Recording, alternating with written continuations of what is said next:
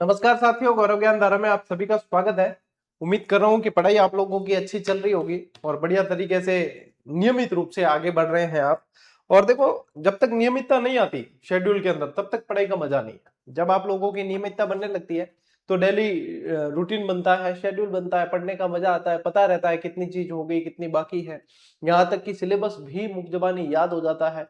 कई बच्चों को पेज नंबर याद हो जाते हैं, पेज नंबर पे कौन सी लाइन में क्या चीज लिखी हुई है ये याद हो जाता है। जब इस तरह की पढ़ाई होती है तो फिर आप लोगों को पेपर का लेवल कैसा आ रहा है, कितना कठिन है, कितना सरल है, कोई भी नहीं रोक सकता। आप लोगों का सिलेक्शन निश्चित होता है। और जितने सिलेक्शन हो रहे हैं ना बच्चों के, वो तकरीबन इस लेवल पे पहुंच चुके होते हैं।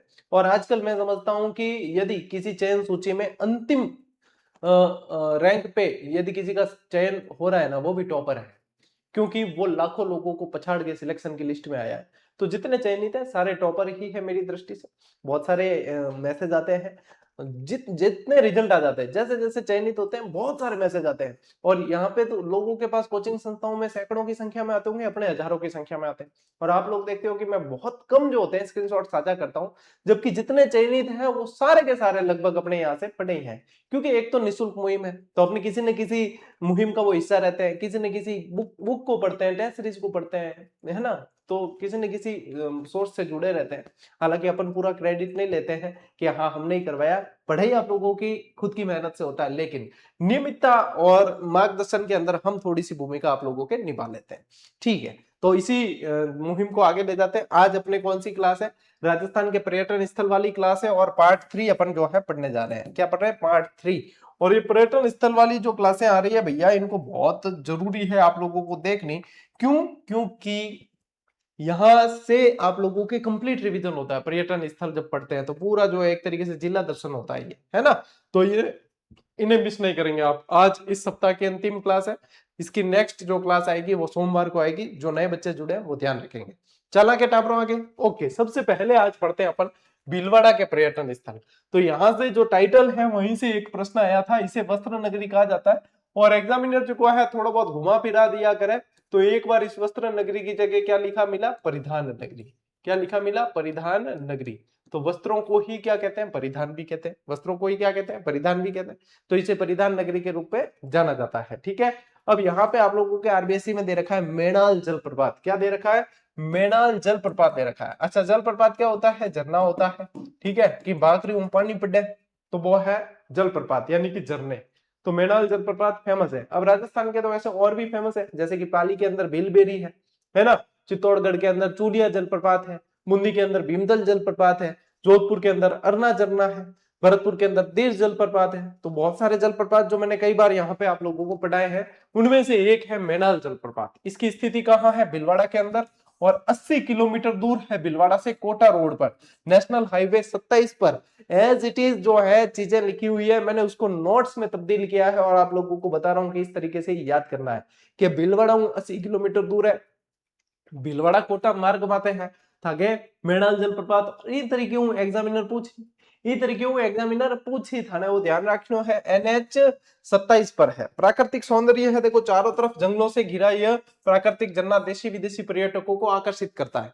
अब मानसून का सीजन रहेगा और मानसून के सीजन में बहुत सारे जो है यहाँ पे पर्यटक आते हैं। जितने जितने जहां जहां झरने गिरते हैं, प्राकृतिक जो क्षेत्र है, प्राकृतिक छटा को समेटे हुए हैं, वहां पे सब जगह लोग पहुंच जाते हैं। ठीक है, तो राजस्थान भैया इस मामले में संपन्न है। तो बहुत सारे लोग आते हैं, सैलानी आते हैं। इसकी जलधारा बड़ी जोर की आवाज के साथ 150 फीट गहरी खाई में गिरती है। ये कितनी गहरी खाई है? ये 150 फीट गहरी है। कितनी? 150 फीट गहरी खाई है ये। यहाँ पे गिरती है। इतने ऊपर पानी पड़ी तो आवाज तो आई। 150 फीट गहरी खाई में गिरता है ये।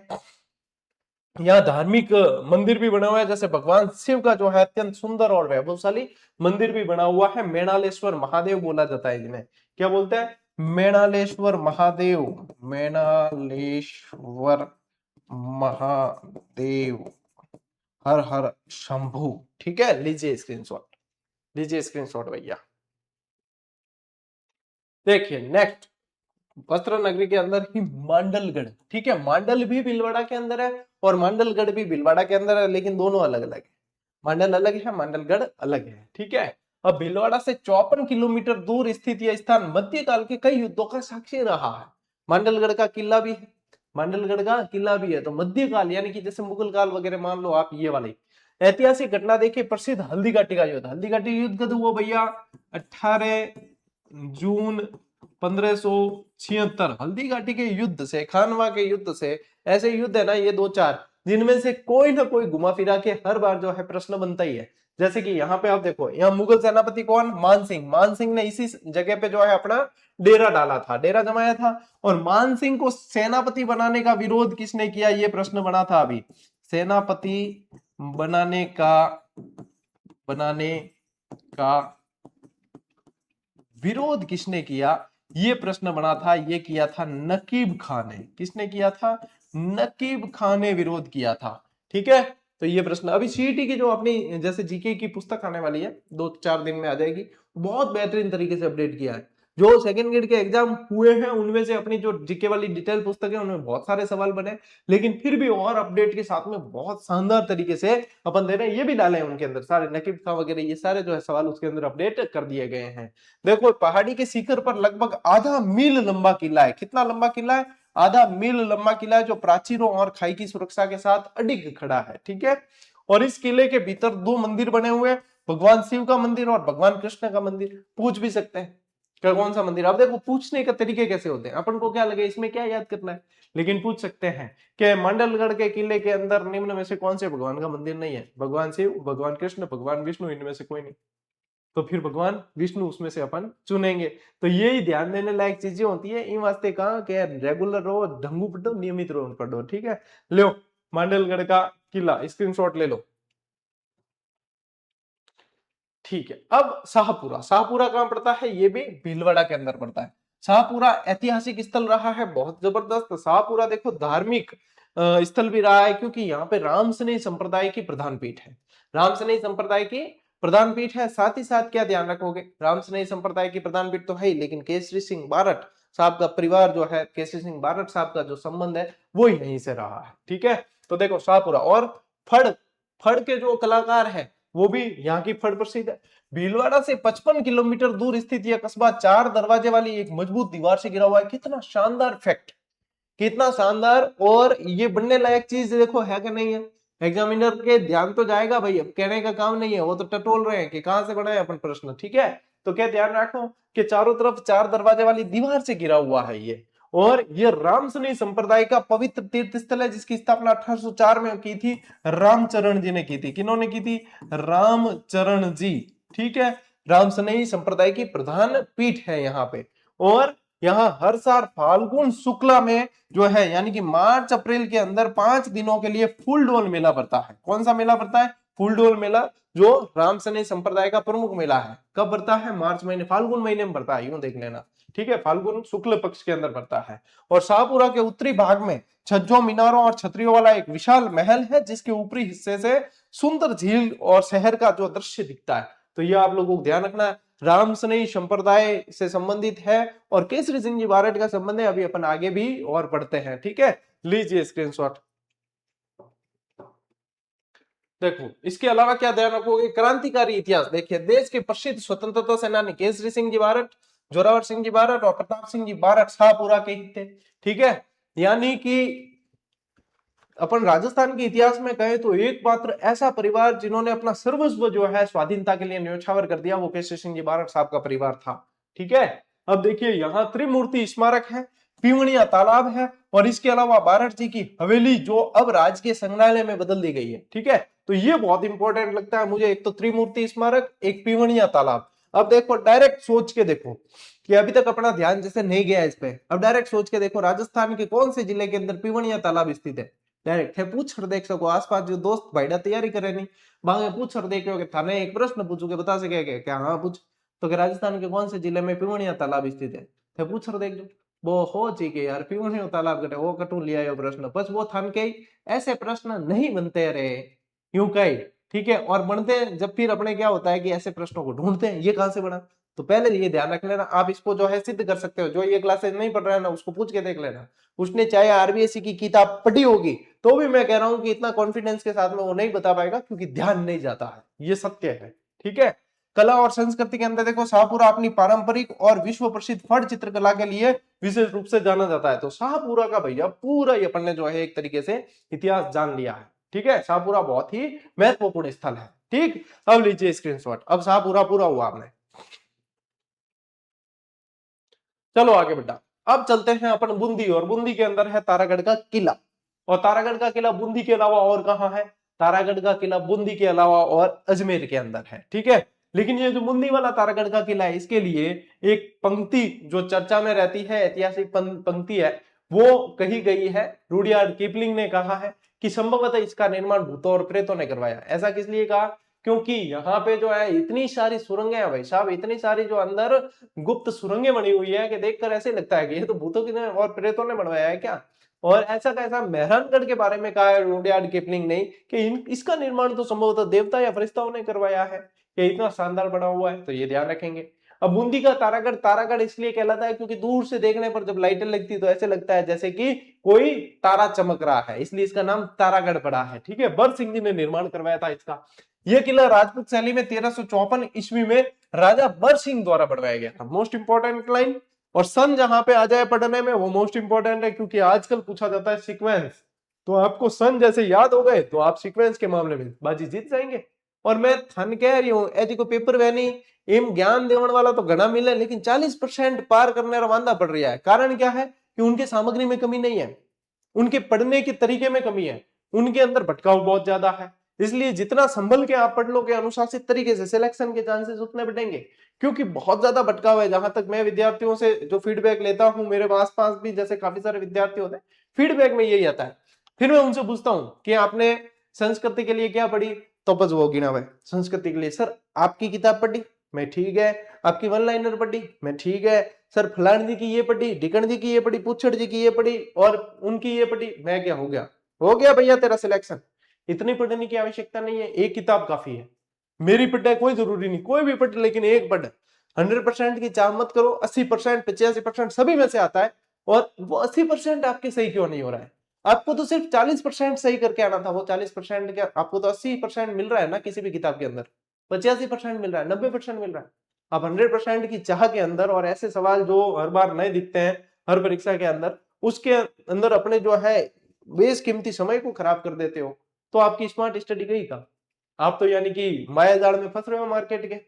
तो ये सारे जो है देखो, आयोग भी पेपर इस तरीके से बनाता है, कोचिंग इंडस्ट्री जिंदा रहे जिससे, पब्लिकेशन जिंदा रहे जिससे, ठीक है, जो ऑनलाइन मार्केटिंग का माहौल है वो जिंदा रहे जिससे। हकीकत बात यही है, अगर ये चीजें ऐसे बनने बंद हो जाए तो कोचिंग की जरूरत किसको रहेगी? किताबों की, नई किताबों की जरूरत किसको रहेगी? किताबें अपडेट होके आए उसकी आवश्यकता किसको रहेगी? जिन्होंने पुरानी ले रखी उनसे भी तो काम बन रहा है उनका। तो यही चीजें आप कभी सोच के देखना ठंडे दिमाग से कि ये नए नए तरीके, नए नए पैटर्न वगैरह क्यों किए जाते हैं। क्यों किए जाते हैं? क्योंकि बाकी सारे जो सबका थोड़ा बहुत चलता रहे, दाल रोटी होची होगी कभी नहीं। मेरी जो है मान लो वन लाइन 4 साल पहले आई उड़ी है, अब वो किसी ने ले ली, उसको दूसरी किताब लेने की आवश्यकता क्यों है? आवश्यकता नहीं, जब उसमें से ही सवाल सारे सारे कवर हो रहे हैं। नहीं हो रहे तो हमें भी अपडेट की आवश्यकता पड़ती है और आप लोगों को भी नया पढ़ने की पड़ती है।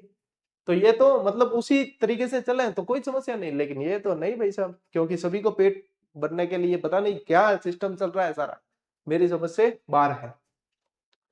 मैं ये कहना चाहता हूं कुल मिला के, जब इतना समय लिया है तो और बता दूं, मैं ये कहना चाहता हूं कि अनुशासित होकर जो सामग्री आपके पास में है ना, पर्याप्त है, ढंग से पढ़ लो, व्यवस्थित, दिख भ्रमित नहीं होना है।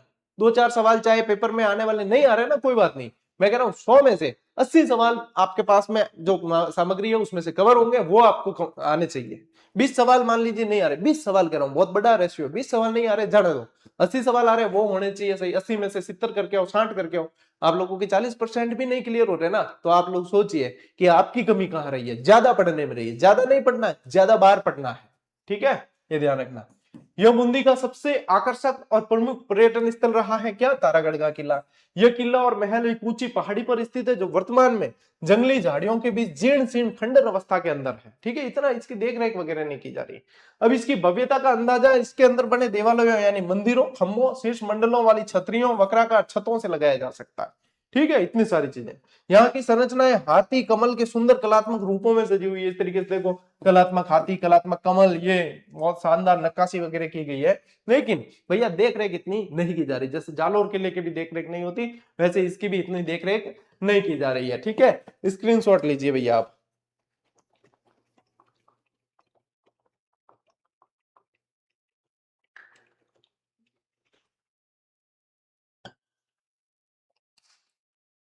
चले आगे बढ़े। ठीक है, अब बूंदी के अंदर कल मैंने आप लोगों को जब अलवर में 80 खंभों की छतरी बताई तभी बताया था कि बूंदी के अंदर है 84 खंभों की छतरी, और बार बार इसके प्रश्न बनते हैं। ठीक है, अब ये जो है ना चित्र, ये एआई जनरेटेड है, तो आप ये मत समझना कि हूबहू यही चित्र है, ये एक प्रतीकात्मक है। चित्र जितने अपन काम में ले रहे हैं प्रतीकात्मक है एक तरीके से। 84 खंभों की छतरी कहाँ है? इस छतरी का निर्माण बूंदी के महाराजा अनिरुद्ध सिंह ने करवाया है, जो अपने धाई भाई देवा की स्मृति में करवाया। ये लाइन से बहुत बार प्रश्न बने, इंपॉर्टेंट है। 84 खंभों की छतरी कहाँ पे है? बूंदी के अंदर है। कहाँ पे है? बूंदी। 80 खंभों की कहाँ है? अलवर के अंदर, जिसे मूशी रानी की छतरी कहा जाता है। क्या कहा जाता है? मूशी रानी की छतरी कहा जाता है। तो ये धाबाई देवा की स्मृति में करवाया, अनिरुद्ध सिंह ने करवाया है। ठीक है, ये एक बेहद प्रभावशाली और सुंदर संरचना है, जो पूरी तरीके से 84 खंभों पर टिकी है। पर्यटक इसकी बारीकी और कलात्मक नक्काशी को बहुत ज्यादा पसंद करते हैं। अब देखिए, ये इंपॉर्टेंट है इसके अंदर लाइन, ये चित्रांकन। ठीक है, ये क्या है? इस छतरी के स्तंभों और दीवारों पर हिरण, हाथी तथा अप्सराओं के सुंदर चित्र उकेरे गए हैं। किसके चित्र हैं? हिरण के हैं। किसके चित्र हैं? हाथी के हैं। और किसके चित्र हैं? अप्सरा के। अप्सरा समझो? नहीं समझो? अप्सरा देखी कभी? नहीं देखी? तो आप भाग्यशाली हो, अप्सरा नहीं देखी आपने। अप्सरा देखने के लिए स्वर्ग जाना पड़ता है? तो अप्सरा देखने की चाह मत करना। अप्सरा देखने की ऐसे मत कहना भगवान कभी हो, मैं भी अप्सरा दिखाओ। भगवान के आ जा बेटे, आ जा ऊपर, अप्सरा दिख रहा है तुझे। तो अप्सरा तो स्वर्ग में रहती है, अप्सरा है। अप्सरा है धरती पे नहीं रहती। ठीक है, धरती पे तो विष कन्याएं देखने को मिलती है, अप्सराएं नहीं। ले स्क्रीनशॉट। अब देखिए, बूंदी के अंदर ही चित्र महल बना हुआ है। क्या बना हुआ है? चित्र महल। पुराने समय में यह शानदार बगीचों, कलात्मक फव्वारों और कई तालाबों से भरपूर महल था। इन तालाबों में अनोखी और विदेशी प्रजातियों की मछलियां भी हुआ करती थी, फॉरेनर्स फिशेस। ठीक है, यानी कि विदेशी मछलियां। नामकरण का कारण देखिए, इस मछली की सभी दीवारों और छतों को बेहद सुंदर और आकर्षक पेंटिंग यानी चित्रों से सजाया, इसलिए इसे चित्र महल कहा जाता है। क्या कहते हैं? चित्र महल कहते हैं। चित्रशाला भी कह दिया जाता है। Miniature painting. मिनिएचर पेंटिंग क्या होता है? मिनिएचर पेंटिंग होती है यानी कि सूक्ष्म चित्रकारी। क्या होती है? सूक्ष्म चित्रकारी। सूक्ष्म चित्रकारी। 18वीं शताब्दी के दौरान बूंदी शहर मिनिएचर पेंटिंग्स यानी लघु चित्रकला बनाने के वाले कलाकारों का मुख्य केंद्र रहा है, और यहाँ के इन राजा इन कलाकारों को बहुत बढ़ावा देते थे। जो चित्रशाला ये अपन पढ़ रहे हैं ना, चित्रशाला, चित्रशाला के नाम से भी जानते थे, चित्रशाला भी कहते थे। उम्मेद सिंह ने इनका निर्माण करवाया था, राजा उम्मेद, अरे भाई रे क्या हो रही है, उम्मेद सिंह ने निर्माण करवाया था। ठीक है, चलिए स्क्रीनशॉट लो, आगे बढ़ा। ओके, अब देखिए चित्रों के मुख्य विषय क्या रहे हैं? देवी देवताओं, युद्ध के दृश्यों, हाथियों, राधा कृष्ण के विभिन्न क्रियाकलापों के विशेष चित्र इसी क्षेत्र की कला में देखने को मिले हैं। चित्र महल के अंदर ही एक चित्रशाला भी है, जो उम्मेद सिंह जी द्वारा बनाई है, जो महाराजा उम्मेद सिंह जी के आदेश पर बनवाई गई थी। और देखिए, ये चित्रशाला महल के एकदम अंदरूनी हिस्से में स्थित है। इसी वजह से यहाँ बनी पेंटिंग्स को सूर्य की रोशनी और मौसम की नमी से कोई नुकसान नहीं पहुंचा, और कलाकारों द्वारा दी गई चमक और रंग आज भी अपने मूल रूप में सुरक्षित है। और ऐसी लैंग्वेज से प्रश्न बन सकता है, क्योंकि ऐसी लैंग्वेज यदि इतनी डिटेल में दे रखी है तो आप लोगों के लिए मोस्ट इंपॉर्टेंट है, जहां तक मैं समझता हूं। ठीक है, लीजिए भैया स्क्रीनशॉट लो।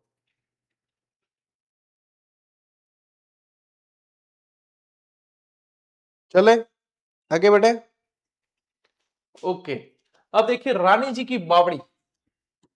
रानी जी की बावड़ी बूंदी के अंदर है। बावड़ियों का सिरमौर कहा जाता है इसे। इसे क्या बोलते हैं?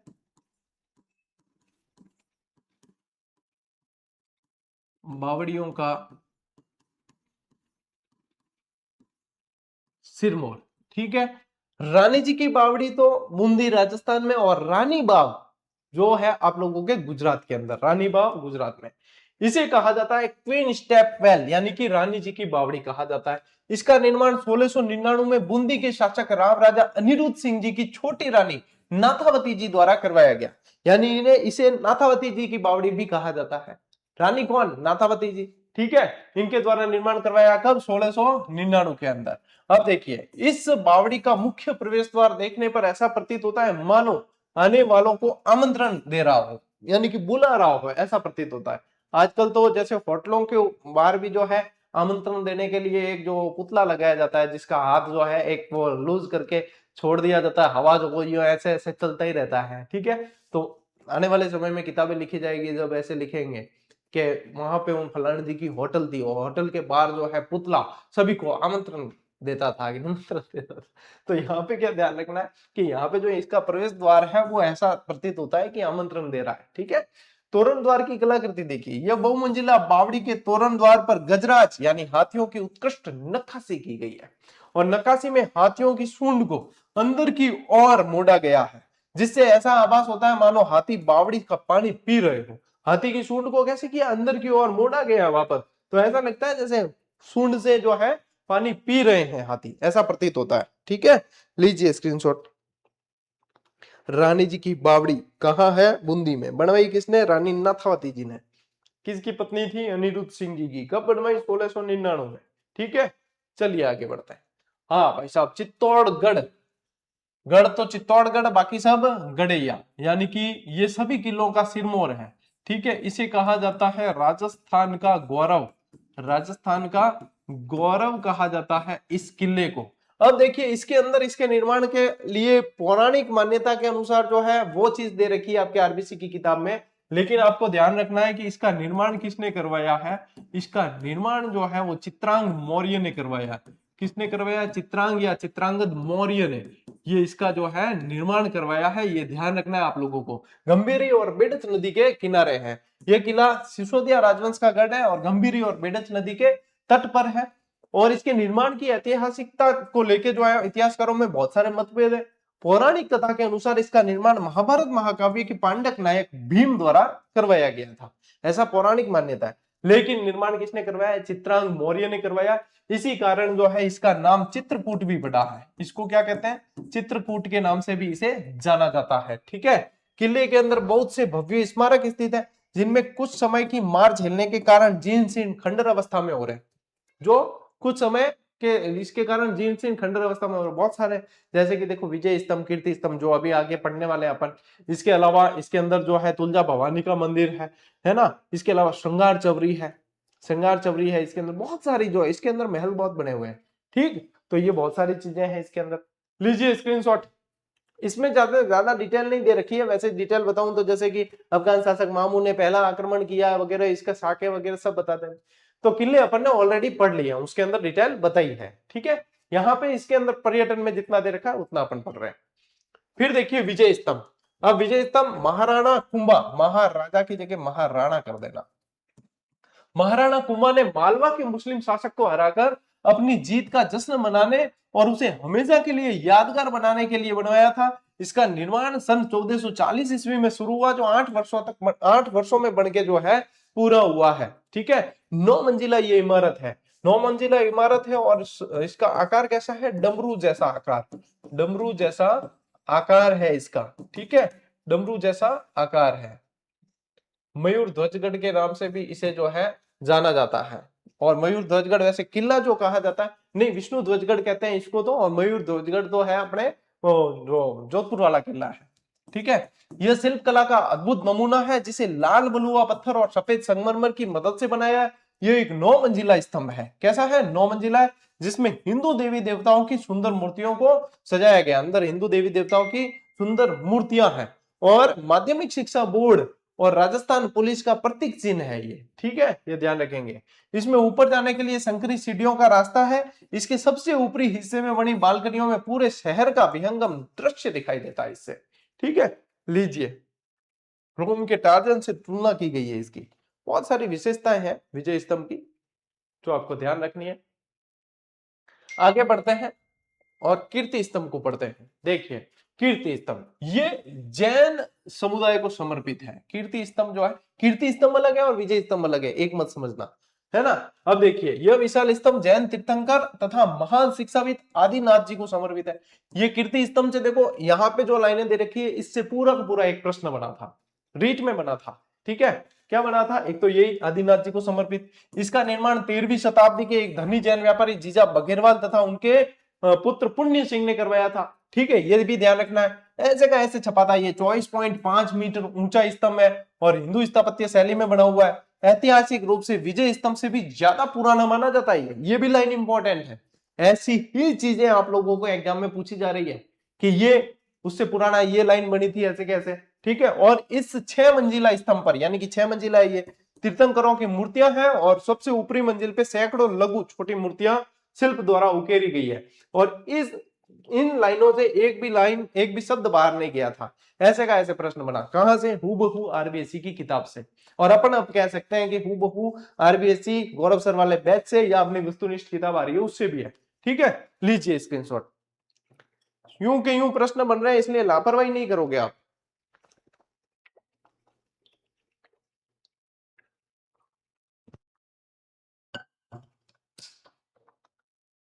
अगलो देखो भैंसरोडगढ़, भैंसा सा और रोड़ा चारण, इन दोनों ने, ये कौन थे? ये व्यापारी थे। ये ऐसा किला है जिसका निर्माण व्यापारियों ने करवाया। ये कौन थे? व्यापारी। व्यापारी जब आते तो यहाँ पे जो है देखते कि ये जब रुकते यहाँ पे तो लुटेरे लूट लेते थे, ठीक है। ये जो है चंबल और बामनी नदी के किनारे, तो ये लुटेरे लूट लेते। तो इन्होंने क्या किया कि यहाँ पे नदी के किनारे एक किला बनाया कि अपन रात यहाँ रुकेंगे फिर सुबह जाएंगे। तो इन्होंने व्यापारियों द्वारा बनाया हुआ ये दुर्ग है, ठीक है। तो ये चंबल और बामनी, ये चंबल और बामनी, ब्राह्मणी कहते हैं, ब्राह्मणी को ही बामनी नदी भी कहा जाता है, ठीक है। ये ध्यान रखेंगे। ये भव्य और आकर्षक किला एक 200 फुट ऊंची सपाट पहाड़ी की चोटी पर बना हुआ है और किला 3 तरफ से चंबल और बामनी नदियों से घिरा हुआ है। यानी कि ये कैसा है? ये है जल दुर्ग। ये कैसा है? ये आप लोगों के जल दुर्ग की श्रेणी में आता है, ठीक है। अरावली पर्वतमाला और घने जंगलों के बीच स्थित इस किले की प्राकृतिक खूबसूरती देशी विदेशी पर्यटकों को बहुत आकर्षित करती है और वर्तमान समय में इसे ऐतिहासिक किले को शाही परिवार द्वारा एक शानदार हेरिटेज होटल के रूप में संचालित किया जा रहा है। अच्छा, कर्नल जेम्स टॉड को एक बार पूछा कि यदि आपको राजस्थान का कोई किला पेशकश में मिले तो आप कौन से किले को चुनोगे या कौन सी इमारत को चुनोगे, कौन सा आप लोग को ऐसा मतलब कोई महल वगैरह आप चुनोगे, तो उन्होंने भैंसरोडगढ़ किले के बारे में कहा था, ठीक है। याद रखना, स्क्रीनशॉट लो। क्या कहा कर्नल जेम्स टॉड ने? ब्रिटिश इतिहास का कर्नल जेम्स टॉड इस किले की सुंदरता से इतने प्रभावित हुए कि उन्होंने कहा यदि उन्हें राजस्थान में एक जागीर संपत्ति की पेशकश की जाए तो वो भैंसरोडगढ़ को चुनेंगे। और ये प्रश्न आप लोगों के आने वाले समय में पूछा जाएगा, ठीक है। ऐसे कैसे कर्नल जेम्स टॉड ने दिलपड़ा जैन मंदिरों की तुलना जो है ताजमहल से की थी, तो ये भी ध्यान रखेंगे आप। सटीक जानकारी न होने के कारण निर्माण के संबंध में कुछ स्पष्ट नहीं है, लेकिन माना जाता है कि किला दूसरी शताब्दी में निर्मित किया गया था। मैं बता रही हूँ थाने किलो जी को है वो भैंसा सा और रोड़ा चारण बनवायो है, ठीक है, वो ध्यान रखना है। खिलजी का आक्रमण हुआ है। कई वंशों के अधीन रहने के बाद ऐसी मान्यता है कि अलाउद्दीन खिलजी ने भी इस किले पर हमला किया था और यहाँ के सभी पुराने मंदिरों और इमारतों को नष्ट करवा दिया था। ये इंपॉर्टेंट फैक्ट है एक तरीके से, क्योंकि ऐसे दे सकते हैं ऑप्शन। देखो आने वाला प्रश्न बता रहा हूं संभावी कि निम्न में से कौन सा दुर्ग है जिस पर अलाउद्दीन खिलजी ने आक्रमण नहीं किया। अब ऑप्शन दे देंगे आप लोगों को, जालोर, चित्तौड़गढ़, सिवाना, भैंसरोडगढ़ और एक आध को दूसरा, ठीक है, कोई भी, जैसे कि कुचामन ले लो। तो फिर उसमें से आप लोगों के लिए ये समझना आसान हो जाएगा कि भैंसरोडगढ़ पे भी आक्रमण किया था, यानी कि फिर बाकी दूसरा निकालना है अपने। तो ये इस तरीके से प्रश्न, संभावित प्रश्न आगे ऐसे बन सकते हैं, ठीक है। ले स्क्रीनशॉट। चांद बावड़ी अभानेरी दौसा, बहुत सारी फिल्मों की शूटिंग होती है यहाँ पे। अभानेरी दौसा के अंदर है और सबसे जबरदस्त बावड़ी है ये, ठीक है। देखो अभानेरी दौसा के अंदर है, कहां पे है? दौसा के अंदर है, ठीक है। अब देखिए यह बावड़ी राजा चंद है, ये निकुंभ वंश के राजा थे। ये कौन थे? निकुंभ के राजा थे, निकुंभ वंश, निकुंभ वंशी, ठीक है। निकुंभ वंशी राजा चंद द्वारा इसके निर्माण करवाया गया है। जयपुर आगरा सड़क पर आभानेरी गांव में स्थित है और ये दौसा जिले का मुख्य आकर्षण केंद्र है। इसका असली नाम आभा नगरी था। क्या था? आभा नगरी, जो समय के साथ आम बोलचाल की भाषा में आभानेरी हो गया। आभा नगरी से आभानेरी इसका नाम हो गया था, ठीक है। आभा नगरी से क्या हो गया था? आभानेरी हो गया था, ठीक। फिर देखिए यहाँ पे आभानेरी महोत्सव भी मनाया जाता है, जिससे प्रश्न बन चुका है आप लोगों के, जिससे प्रश्न बना है।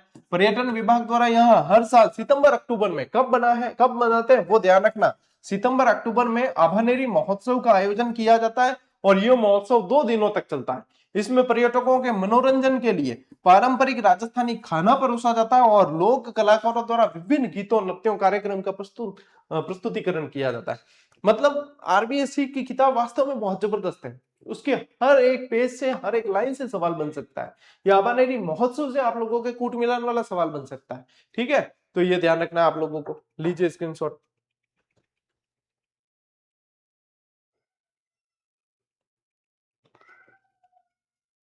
चले आगे। ठीक है, यही आबानेरी के अंदर ही दौसा में हर्षद माता का मंदिर भी है। क्या है हर्षद माता? कहां पे है? दौसा शहर से 33 किलोमीटर दूर चांद बावड़ी परिसर के प्रांगण में ही ये मंदिर स्थित है। यानी कि चांद बावड़ी भी आप लोगों को ध्यान रखना है, ये 33 किलोमीटर दूर है अपने कहां से? हर्ष अपने ये दौसा से। और देखिए, ये पवित्र मंदिर हर्षद माता को समर्पित है। हर्षद माता का शाब्दिक अर्थ उल्लास की देवी है। हर्ष यानी कि क्या होता है? हर्ष का मतलब क्या होता है? हर्ष यानी उल्लास, हर्ष यानी उल्लास यानी खुशी। ठीक है, तो ये उल्लास की देवी कहा जाता है। ऐसी लोक मान्यता है कि इस मंदिर में स्थापित देवी की मूर्ति हमेशा हंसमुख प्रतीत होती है और वे अपने यहाँ आने वाले सभी भक्तों को हमेशा खुश रहने का आशीर्वाद प्रदान करती है। इसलिए हर्षद माता के नाम से इन्हें जाना जाता है। अक्सर पूछे जाने वाला प्रश्न है, हर्षद माता का मंदिर कहाँ है? आबानेरी दौसा के अंदर है। कहाँ है भाई साहब? आबानेरी दौसा के अंदर है। ठीक है, टाबरो ले स्क्रीनशॉट। आगे बढ़ना बचे। ये चीजा जी को मैं थन करा रही हूँ, आरबीएससी बैच की बहुत महत्ता है और हर एग्जाम में महत्ता है, तो इंगे थे हल्के में मत ले जो इन्हें। ठीक है, चलो टाबरो। वन विहार, वन विहार अभ्यारण्य कहाँ है? धौलपुर के अंदर। कहाँ पे है? धौलपुर में। अब धौलपुर के ऐतिहासिक स्थल पढ़ते हैं। देखिए, यह अभ्यारण्य धौलपुर के शासकों के मनोरंजन, मनोरंजन यानी कि मनोरंजन पहले किससे करते थे? शिकार से। ठीक है, तो शिकार गृह के लिए बनाया गया था। इसके लिए जो है 24 वर्ग किलोमीटर क्षेत्र में बनाया गया और यह पर्यटकों का, विशेषकर प्रकृति प्रेमियों के लिए आकर्षण का मुख्य केंद्र रहा है। कौन कौन से जानवर होते हैं यहाँ पे? तो यहाँ पे देखो, सांबर, चीतल, नीलगाय, जंगली सुअर, भालू, हाइना, हाइना यानी लकड़बग्गा, तेंदुआ आदि, है ना। ये सारे जो है जानवर भाई साहब यहाँ पे वन विहार धौलपुर के अंदर पाए जाते हैं। लीजिए स्क्रीनशॉट। चलिए आगे बढ़ते हैं। मचकुंड, अच्छा, मचकुंड को कहते हैं तीर्थों का भांजा। क्या बोलते हैं? तीर्थों का भांजा। तो बताओ, तीर्थों का मामा किसे कहते हैं? तीर्थों का मामा पुष्कर, तीर्थों का भांजा मचकुंड। ठीक है, इस प्राचीन और पवित्र स्थल का नाम सूर्यवंशी साम्राज्य के 24वें शासक राजा मुचुकुंद के नाम पर रखा गया। Most important fact is that, स्थिति और महत्व देखिए, धौलपुर शहर से लगभग 4 किलोमीटर दूर है, 4 किलोमीटर ही दूर है। और भगवान राम से पहले 16वीं पीढ़ी तक राजा मुचुकुंद का शाही कार्य स्थल रहा है ये। ठीक है, क्योंकि यहाँ पे क्या ध्यान रखना, सूर्यवंशी साम्राज्य के ये राजा थे, है ना। तो राजा मुचुकुंद का कार्य स्थल ये रहा है, उन्हीं के नाम से मचकुंड नाम पड़ा है। प्राचीन धार्मिक साहित्य के अनुसार राजा मुचुकुंद एक बार गहरी नींद में सोए हुए थे, तभी दैत्य काल यवन ने उन्हें अचानक उठा दिया, परंतु एक दैवीय आशीर्वाद के कारण वह दैत्य जलकर भस्म हो गया। इसी वजह से यह स्थान एक प्राचीन पावन तीर्थ माना जाता है। ठीक है, ये इस कहानी का, पौराणिक कथा का महत्व है यहाँ से। इसलिए मचकुंड जो है, मचकुंड के यहाँ पे जो है स्नान करने पे यहाँ पे एक कुंड भी बना हुआ है, जहां पे स्नान करने से बताते हैं कि चर्म रोग का निवारण हो जाता है। तो ये ध्यान रखेंगे आप। लीजिए स्क्रीनशॉट। देखिए, अब इसके अलावा क्या है? तालाब ए शाही। यहाँ पे तालाब ए शाही बना हुआ है। सन 1617 में इस खूबसूरत झील का निर्माण शहजादे शाहजहां के लिए शिकारगाह के रूप में करवाया गया था। इन्होंने भी शिकारगाह के रूप में करवाया है ना, शाहजहां के लिए करवाया है। यह धौलपुर से 27 किलोमीटर और बाडी से 5 किलोमीटर दूर है। अब देखो, बाडी का युद्ध हुआ था एक बार इतिहास के अंदर, राणा सांगा के अंदर पढ़ा अपन ने, वो बाडी भी यहाँ धौलपुर के अंदर ही है। तो बाडी से 5 किलोमीटर दूर ही स्थित है और राजस्थान की सबसे खूबसूरत झीलों में से एक है ये। प्रवासी पक्षी बहुत आते हैं यहाँ। सर्दियों के मौसम में यहाँ कई प्रकार के प्रवासी पक्षी अपने घोंसले बनाने के लिए आते हैं, जिनमें पिंटेल, रेड कास्टेल पोच, बतख, कबूतर आदि बहुत देखने को मिलते हैं। ठीक है, तो ये ध्यान रखना है आपको। ठीक है, रेड कास्टेड पोच, देखो फोटो दे रखा है मैंने आपको, देख लियो। चलो टावरों, आगे बेटा चलते हैं डूंगरपुर। और डूंगरपुर जाएंगे, यदि कोई डूंगरपुर जा रहा है तो सबसे पहले बेणेश्वर दर्शन करने जाता है। बेणेश्वर में क्या है? खंडित शिवलिंग की पूजा होती है। क्या होता है? खंडित शिवलिंग की पूजा होती है, त्रिवेणी संगम है। ठीक है, त्रिवेणी। देखिए, सबसे पहले बेणेश्वर, यह मंदिर सोम, माही और जाखम, सोम और माही नदी के तट पर है। यहाँ भक्तगण पवित्र डुबकी लगाने आते हैं। सोम, माही और जाखम तीनों लिख देना। कौन कौन सी नदियां हैं? सोम है, माही है और जाखम है। इन तीनों के संगम पर बेणेश्वर है। ठीक है। इस अंचल का सर्वाधिक पूजनीय 5 फीट ऊंचा स्वयंभू शिवलिंग, स्वयंभू का मतलब होता है जो स्वयं प्रकट हो, ठीक है, जो शीर्ष से 5 हिस्सों में बटा हुआ है, यानी कि क्या है? खंडित शिवलिंग है। क्या कह सकते हैं अपन कि खंडित शिवलिंग की पूजा होती है यहाँ पे, खंडित शिवलिंग की पूजा की जाती है यहाँ पे। ठीक है, ये ध्यान रखना है आपने को। और देखिए बेणेश्वर मंदिर के पास ही इसे भगवान विष्णु के अवतार माने जाते हैं। ठीक है, विष्णु मंदिर है, अवतार माने जाने वाले अत्यंत प्रतिष्ठित संत मावजी की बेटी जनकपुरी द्वारा 1793 ईस्वी में बनवाया गया है विष्णु मंदिर। और यह मंदिर उसी स्थान पर बना है जहां मावजी भगवान की प्रार्थना करते थे, यानी कि विष्णु भगवान का अवतार मानते हैं मावजी को, उनकी बेटी जनकपुरी द्वारा मंदिर बनवाया है। कब? 1793 में। और यह विष्णु मंदिर भी बेणेश्वर के अंदर ही स्थित है। कहां पे है? बेणेश्वर के अंदर ही स्थित है। किसने बनवाया, कब बनवाया, ये सारी इंपॉर्टेंट चीजें है। ठीक है, लीजिए स्क्रीनशॉट। आदिवासियों का कुंभ, जो बेणेश्वर मेला लगता है वो आदिवासियों का कुंभ के नाम से जाना जाता है।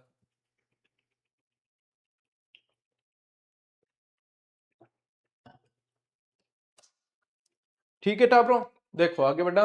अब देखिए यहाँ पे लक्ष्मी नारायण मंदिर भी है। इसका निर्माण मावजी के 2 शिष्यों अजय और वाजय ने करवाया है। किसने करवाया? अजय और वाजय ने। ठीक है, ब्रह्मा मंदिर भी है यहाँ। इन मंदिरों के अलावा भगवान ब्रह्मा का भी एक मंदिर है। ठीक है, और देखिए बेणेश्वर मेला लगता है हर साल माघ शुक्ला पूर्णिमा को लगता है। कब लगता है? माघ शुक्ला पूर्णिमा, जो अक्सर फरवरी के अंदर आती है। यहाँ पे जो है सोम और माही नदियों के संगम पर विशाल मेला लगता है और इसमें भाग लेने वाले पवित्र स्नान करने दूर दूर से लोग आते हैं, विशेष रूप से आदिवासी लोग आते हैं। और इस मेले को कहा जाता है आदिवासियों का कुंभ। इसे क्या कहते हैं? आदिवासियों का कुंभ कहा जाता है। आदिवासियों का कुंभ कहा जाता है इस मेले को। ठीक है, और यहाँ बार बार देखो सोम और माही नदी ही क्यों आ रहा है? सोम और माही के अलावा जाखम क्यों नहीं आ रहा है? क्योंकि जाखम सोम की सहायक नदी है, तो लगभग त्रिवेणी बनता है। तो जाखम नदी सोम में मिल जाती है और फिर ये जो है यहाँ पे आपको ध्यान रखना है माही के अंदर मिल जाती है। ठीक है, लीजिए स्क्रीनशॉट। आगे बढ़ा के टाप लो। ठीक है, देखो स्पीड मेंटेन करके चले अपन, क्योंकि मुझे पता है कि मैटर ज्यादा है, अपन को सही समय पे पढ़ना है। तो लगभग 40 42 45 मिनट के अंदर अपनी क्लास पूरी हो जाए, ये मेरा टारगेट रहता है। देखिए गैप सागर झील मोस्ट इंपॉर्टेंट है। एडवर्ड सागर के नाम से भी इसे जाना जाता है। इसे क्या कहा जाता है? एडवर्ड सागर भी बोला जाता है। इसे एडवर्ड सागर भी बोला जाता है। अपने प्राकृतिक वातावरण और शांति यानी कोलाहल से दूर होने के कारण यहाँ बड़ी संख्या में पक्षियों का बसेरा रहता है और ये झील डूंगरपुर का मुख्य आकर्षण केंद्र है। यहाँ श्रीनाथ जी मंदिर समूह भी है। झील के तट पर जो है श्रीनाथ जी का मंदिर समूह स्थित है। और अन्य मंदिर कौन से बने हुए हैं? यहाँ पे नक्काशीदार मंदिरों के साथ साथ अन्य प्रसिद्ध विजय राज राजेश्वर मंदिर भी है। कौन सा है? विजय राज राजेश्वर मंदिर भी यहाँ पे बना हुआ है। ठीक है, लीजिए स्क्रीनशॉट।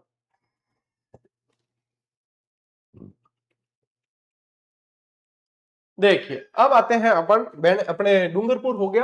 अब चलते हैं अपन हनुमानगढ़। कहाँ चलते हैं? हनुमानगढ़। और हनुमानगढ़ में आप लोगों को पता है कालीबंगा सभ्यता। सभ्यताओं के अंदर सबसे खास है अपने राजस्थान में कालीबंगा। ये सिंधुकालीन सभ्यता है। ये कैसी है? सैंधवकालीन, यानी कि हड़प्पा कालीन भी कह सकते हो आप इसको।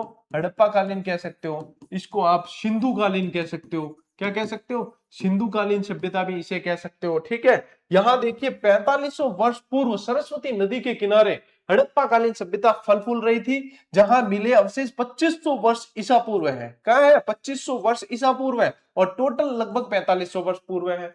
हड़प्पा और पूर्व हड़प्पा युग से संबंधित रही है ये स्थली, और पुरातत्व प्रेमियों के लिए ये स्थान हड़प्पा सभ्यता के अवशेषों की प्राप्ति वाला रहा है।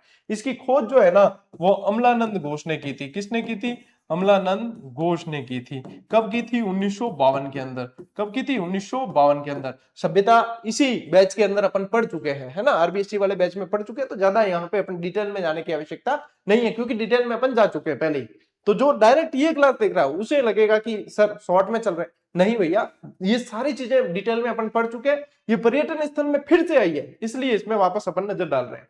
ठीक है, उत्खनन में क्या क्या जानकारियां मिली है? उत्खनन में शीलें मिली है, मुहरें मिली है, मानव कंकाल मिले, अज्ञात स्क्रिप्ट यानी कि लिपि पढ़ी नहीं जा सकी है, तांबे की चूड़ियां मिली है, सिक्के मिले हैं, टेराकोटा मिले हैं, सीप के खिलौने मिले हैं, ये सारी चीजें मिली है। और एक खोपड़ी में 6 छेद किए हुए मिले, हाइड्रोस्पोलिस विधि मिली है, ठीक है, आयताकार हवन कुंड मिले हैं, हवन की वेदियां मिली है, बहुत सारी चीजें, बहुत सारी चीजें आपको पता ही, एक पल्ली का दरवाजा मिले है ना, 2 अनाज को उगाड़ने के साक्ष्य मिले हैं, और इसे दशरथ शर्मा ने तीसरी राजधानी कहा है हड़प्पा की। बहुत सारी जानकारी, कालीबंगा में तो जानकारी कम है क्या, ले स्क्रीनशॉट। काले रंग की चूड़ियां, देखिए यहाँ पे कालीबंगा पुरातत्व संग्रहालय भी है। यहाँ सन 1983 ईस्वी में एक संग्रहालय स्थापित किया गया था, जो 1961 से 1969 के दौरान हड़प्पा स्थल की खुदाई से निकले अवशेषों के लिए निर्मित हुआ था। इस दरमियान जो अवशेष निकले थे वो सारे संग्रहित किए थे ये 1983 में बने पुरातत्व संग्रहालय के अंदर कालीबंगा में, जो आज भी आप जाओगे तो देखने को मिलेंगे, ठीक है। इस संग्रहालय में 3 दीर्घाएं हैं, जिनमें से एक दीर्घा पूर्व हड़प्पा काल और शेष 2 दीर्घाएं हड़प्पा काल की है। एक तो है हड़प्पा काल से भी पूर्व की, कि ये हड़प्पा से पूर्व के हैं, यानी कि यहाँ पे जो है मिट्टी के वगैरह औजार बहुत ज्यादा देखने को मिलेंगे। फिर 2 दीर्घाएं हैं, उसके अंदर हड़प्पा काल के अवशेष आपको देखने को मिलेंगे, ठीक है। लीजिए स्क्रीनशॉट।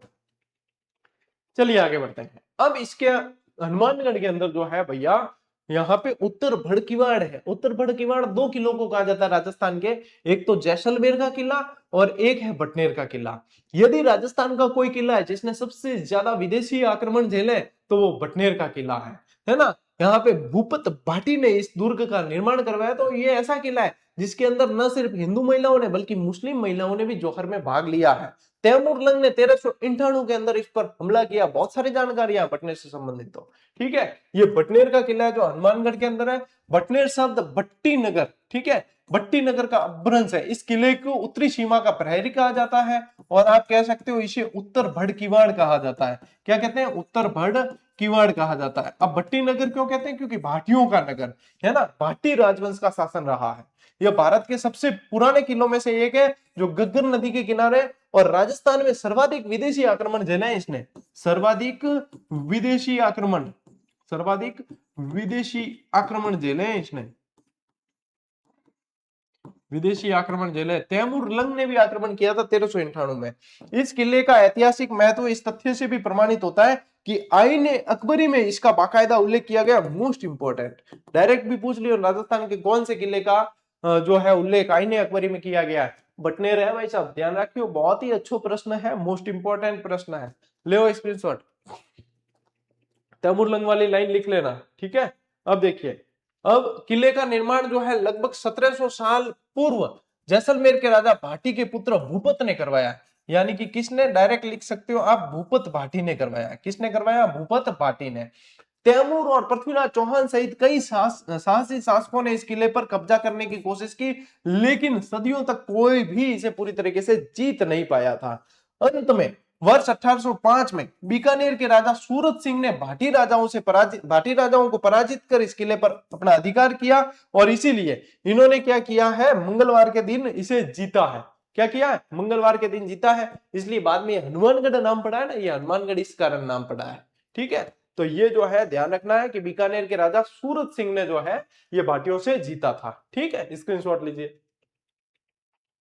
चलो भाई साहब, इसके साथ ही आप लोगों के आज की धमाकेदार धुआंधार सुपर स्पीड से क्लास चली है। हर एक चीज मैंने समझाने की कोशिश की है, और हर एक चीज जो है आप लोगों के दिमाग में ये शब्द घूमेंगे, जहां जहां चीजें बताइए, यही चीजें, यही बहुत व्यवस्थित तरीके से पूरी वस्तुनिष्ठ किताब के अंदर हमने डाल दी है इसे। और इसकी व्याख्या, इसके प्रश्न आप देखोगे तो कंप्लीट कवर होता है सब कुछ। कोई ये नहीं कह सकता कि आरबीएससी जो है इस बुक में कंप्लीट कवर नहीं होती, ठीक है। रियल, यदि आप देखो कि यदि आप चाहो कि आरबीसी की जो 6ठी 7वीं 8वीं 9वीं और 10वीं की किताब आप छुए तक नहीं, और एक ऐसी किताब जो आपको पूरा कंप्लीट उसका अध्ययन करवा दे, वो ये है, वो है आपके जीजीडी की ये आरबीएससी राजस्थान अध्ययन की वस्तुनिष्ठ संग्रह। मैं कहता हूं आपकी पाठ्य सामग्री में ये शामिल होनी चाहिए। जब भी आपको थोड़ा सा फ्री टाइम मिले कि आप जो है सिलेबस के अनुसार हम बहुत पढ़ चुके, थोड़ा कुछ अलग पढ़े, तब ये किताब आपको पढ़नी चाहिए। तो इससे आपको ये कॉन्फिडेंस भी मिलेगा कि आपने आरबीएससी को बहुत अच्छे से पढ़ा है, साथ ही साथ आपको बहुत सारी चीजें सीखने को मिलेगी, ठीक है। और एग्जाम में तो आगे रहना ही हो। तो 45 मिनट का ये सेशन रहा है, जिसके अंदर अपन ने 25 से 26 स्लाइड्स के अंदर बहुत शानदार बेहतरीन कंटेंट पढ़ा है। ऐसी की ऐसी एक और क्लास पर्यटन स्थल की और आएगी, वो आएगी सोमवार को। जरूर देखना ये क्लासें पर्यटन वाली, क्योंकि भैया प्रश्न सीधे सीधे बनेंगे और देखने को मिलेंगे, ठीक है। तो आज की इस क्लास में साथियों इतना ही। अब मिलते हैं अपन अगली क्लास में, अगले सेशन में। तब तक के लिए राम राम, जय हिंद।